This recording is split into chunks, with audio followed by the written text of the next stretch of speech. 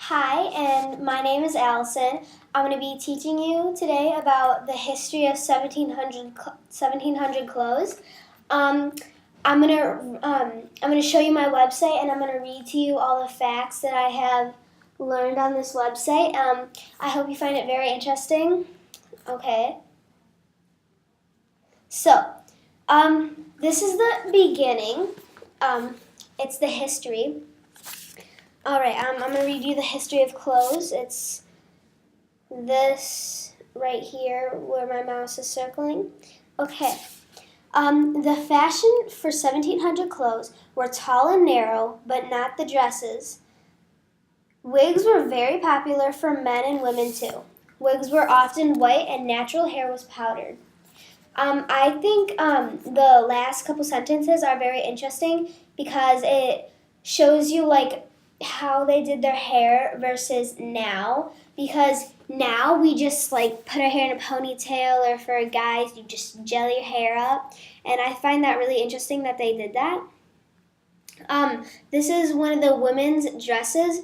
The top is very narrow and the sleeves, but the ball gown part of the dress is very, very fancy and poofy, and that's what they wore back then. This is my Trello card. This is my question on it. The question is, how have clothes changed over the years, and how has it impacted our lives? I find that a really interesting question because it's like showing me and telling me like what I want to know. Okay. This picture of a dress right here is from the 1700s.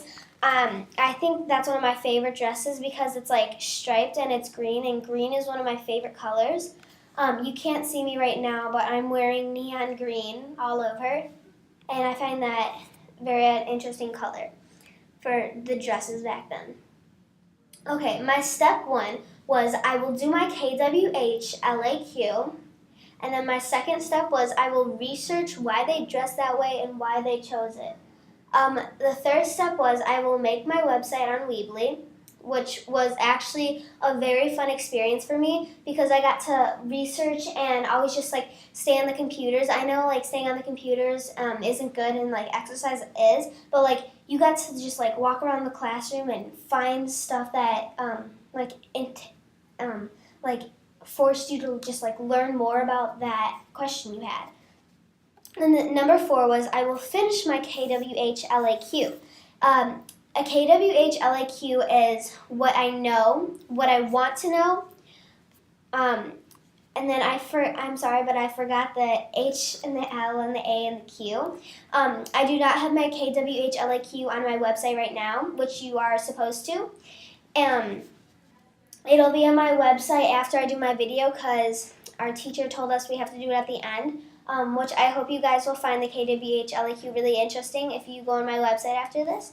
So that's the home page. Now we're going to learn about women's clothes, and I find women's clothes very interesting because it's just like I'm a girl and I want to know like what they had to wear and what they had to do just to dress like that. Okay, so women's clothes. Women did not have more than 4 outfits, maybe even less than 4. The clothes that they wore were made of wool and linen. All clothes were sewn. The elbows and knees had to be covered at all times. They could not be shown. Women had only 2 or 3 nightgowns. If they had more, they would be really lucky to have others. The socks they wore were called stockings. The stockings were always above the knee. The stockings were always hand knitted. Stockings were held up by garments. Women only had 1 to 2 pair of shoes. Now, garments, you're probably wondering what garments are. Garments are long ribbon strings that go around your top thigh to hold up the stockings. The reason why they had to wear garments is because they did not have elastic in those days, and which like girls, you probably know this, like you've probably worn tights before, and there's like an elastic on the top to hold it up to your waist. Well, women did not have that back then. They had to wear garters, and I find that very interesting. Why women wore clothes isn't that important, so I won't read it to you. You could pause this video and read it, but I don't think that it's that important that I need to read it to you. Okay, now we're moving on to men's clothes.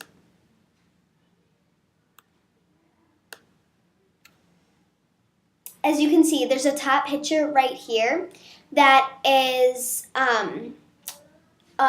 what a man would usually wear back in those days in the 1700s, and that is more than fancy than we have today, because what we wear now is just like a shorts and tee for guys, and it's a good style, but like back then it was very, very fancy. Okay, men's clothes. Men did not have more than 2 to 3 pairs of clothes. Their clothes were made of wool and linen and would usually be sewn. A man had two to three nightshirts, no more. The shirts would be long, so that they had to tuck it under their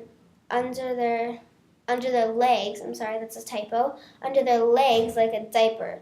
Men wore socks called stockings that went up over the knee. Men wore garters to hold up stockings.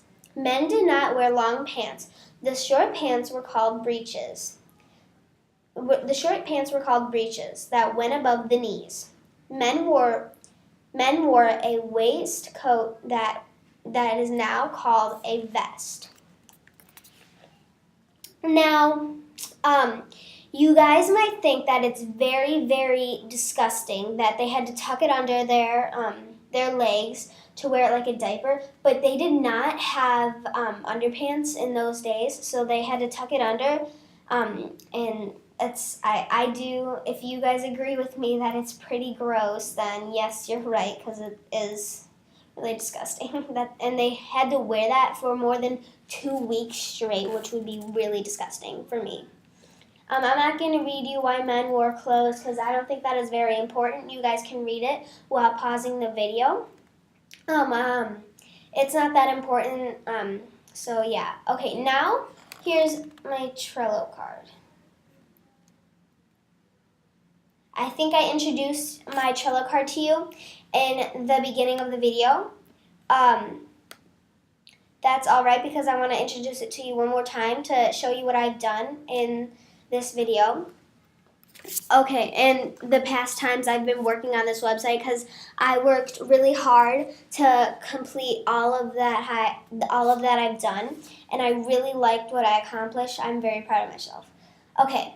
My question once again was, how have clothes changed over the years, and how has it impacted our lives? Once again, I really like the dress. That just brings my attention that they had to work so hard to make those, because everything was hand sewn. Nothing, they did not have stores back then, so all women would sew their clothes for their family.